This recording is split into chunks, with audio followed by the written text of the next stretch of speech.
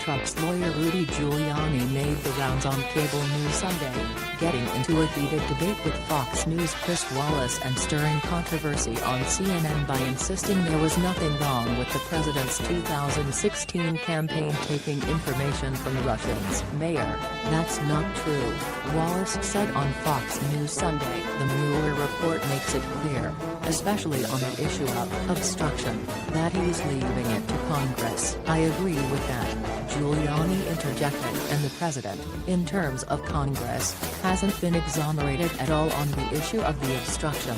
Wallace added, House Democrats on Sunday pledged to step up investigations into campaign misconduct and possible crimes of obstruction detailed in Special Counsel Robert Mueller's report.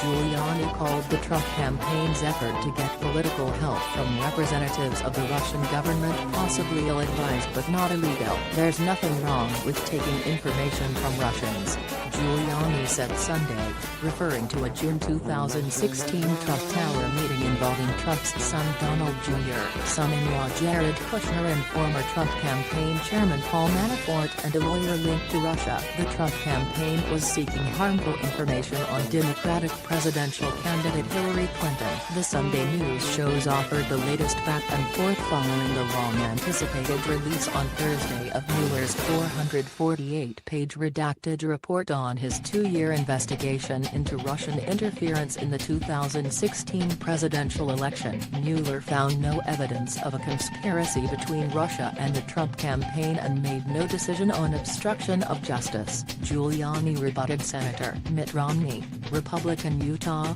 who said in a statement on Twitter Friday he was sickened by the findings in Mueller's report that cited details on how the Trump campaign welcomed political dirt from Russia. Giuliani said Romney should stop the bull, saying that accepting negative information about a political opponent is common. I would have advised, just out of excess of caution, don't do it, he said. Nevertheless, there's no crime. Pressed about whether there is something wrong about using information stolen by foreign adversaries, Giuliani said, it depends on the stolen material. Trump, who spent the holiday weekend at his private Mar-a-Lago club in Palm Beach, Florida, asserted in tweets Sunday that he had been fully cleared by Mueller's report and that Democrats' continued efforts to investigate him will prove politically costly. Despite no collusion, no obstruction, the radical left Democrats do not want to go on to legislate for the good of the people, but only to investigate and waste time. This is costing our country greatly,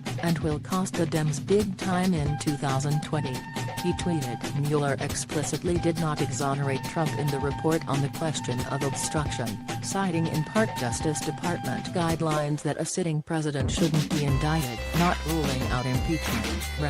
Gerald Nadler, who chairs the House committee that would hold impeachment hearings, said he remained puzzled why Mueller did not bring charges of criminal conspiracy against those in the Trump Tower meeting. All you have to prove for conspiracy is that they entered into a meeting of the minds to do something wrong and had one overt act. They entered into a meeting of the minds to attend a meeting to get stolen material on Hillary Clinton. They went to the meeting. That's conspiracy right there, said Nadler.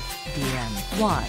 Nadler said it was now up to Congress to investigate after the special counsel said it did not establish enough evidence to bring charges of criminal conspiracy, yet detailed 10 allegations of Trump's attempts to obstruct the Russia investigation that left open whether Trump broke the law. Asked whether the offenses are impeachable, Nadler told NBC, if proven, some of this would be impeachable. Yes, he said Democrats' current focus is to go where the evidence leads us. Nadler has subpoenaed the Justice Department for the full, unredacted report and said Sunday he was adding former White House counsel Dungan to the list of people he would call to testify before his committee, along with Mueller and Attorney General William Barr. According to the special counsel's report, Dungan was among the Trump aides who effectively halted Trump's efforts to influence the Russia that investigation.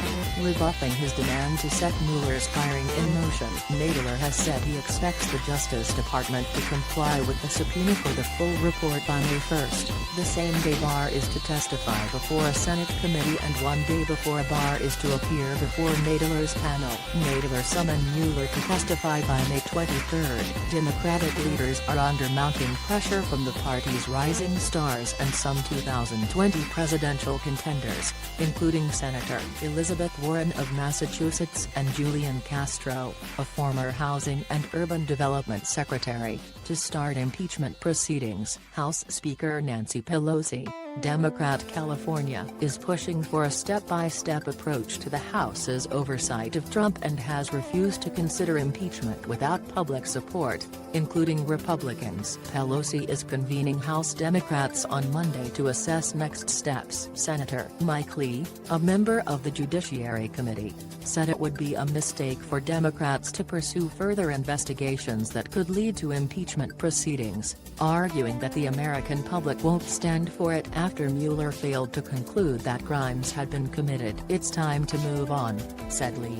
Republican Utah Giuliani said Trump's legal team was weighing whether it would release a detailed written rebuttal to the Mueller report. It may become necessary, whether they go ahead with the hearings or not, whether other issues are raised by different people. There's probably a point at which we'll use it. Right now we think the public debate is playing out about as well as it can, he said. In the redacted report, Mueller said he considered bringing charges over the Trump Tower meeting but ultimately did not obtain admissible evidence that the campaign officials involved knew the actions were illegal. The meeting had raised questions about whether Trump Jr. and others violated the federal ban on foreign contributions to American political campaigns. On the facts here, the government would unlikely be able to prove beyond a reasonable doubt that the June 9 meeting participants had general knowledge that their conduct was unlawful.